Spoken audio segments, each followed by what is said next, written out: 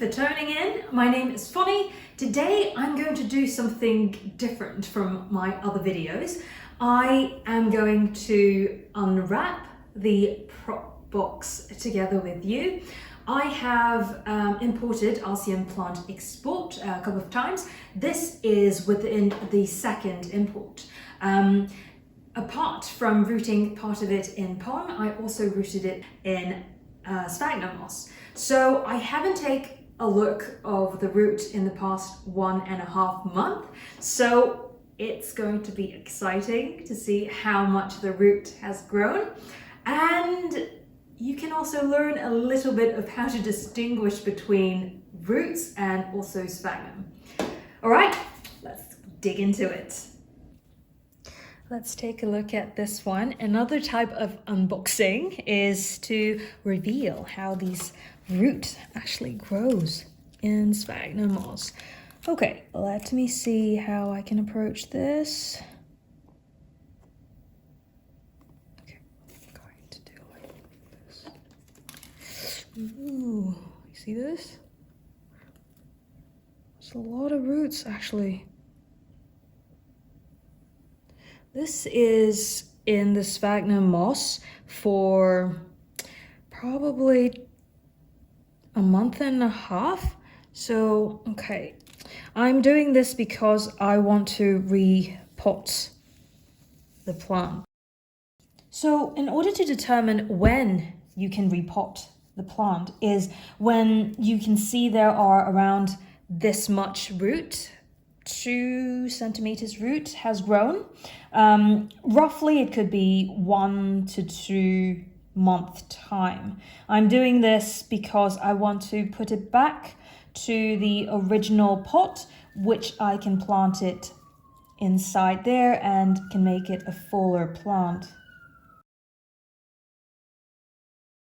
Right, I finally managed to unwrap all of them. This one is Hoya Lucardenasiana.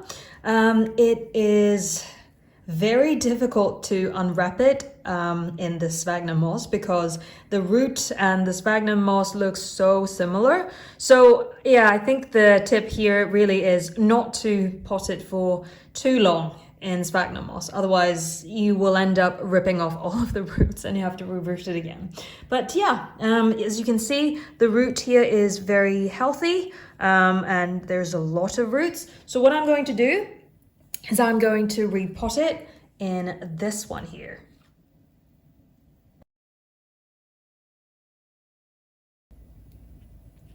This one is Hoya Minahassae. A super long root. So this one here is Hoya Panchoi. I think this one is easy to root if you're in sphagnum moss, but it's relatively difficult to control the moisture when it is in the Lechuza pond, because for Hoya Panchoi I used to have a very large cutting or a large plant, as you can see on the reference point, but it just doesn't work very well in pond. It eventually rotten out in the stem, but the one that I put it in sphagnum moss, all of them are doing extremely well. So maybe I should do this going forward as well, is to first root enough roots for Hoya Panchoi, then I pot it back in Lechuza pond.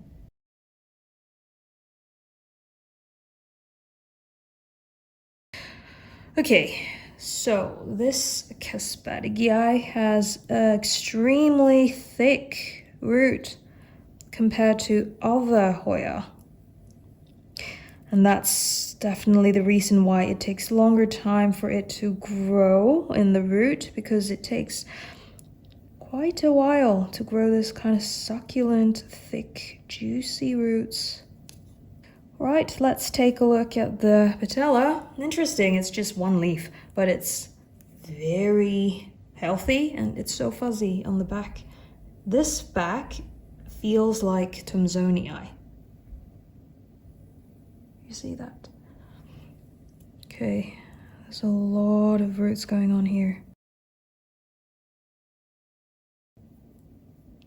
A lot of people say that it's difficult to root it in sphagnum moss. I understand.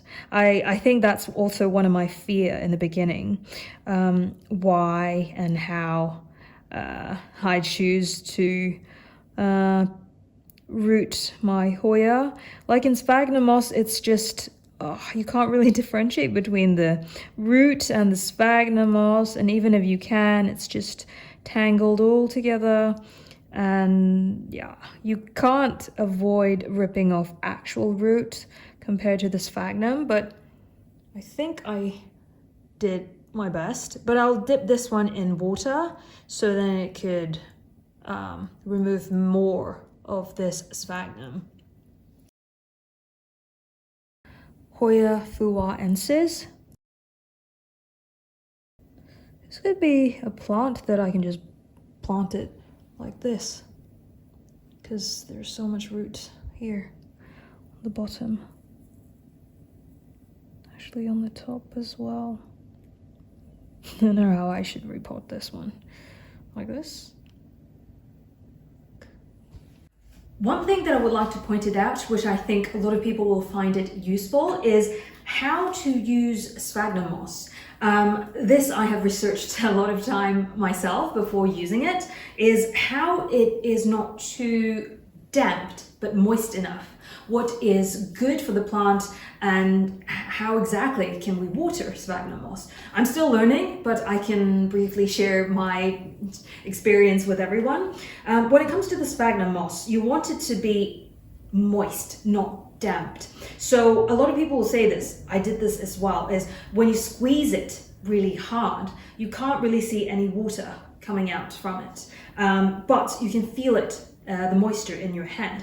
But at the same time, it's also really fluffy. So try not to condense it in like a damped, moist ball that you can't really feel the air inside it. So you want to make sure that it is very airy, and that normally after I moist it back, I will just do sprinkle like this, so to make sure that the inside have good enough air circulation, or not circulation, but air surrounded the root.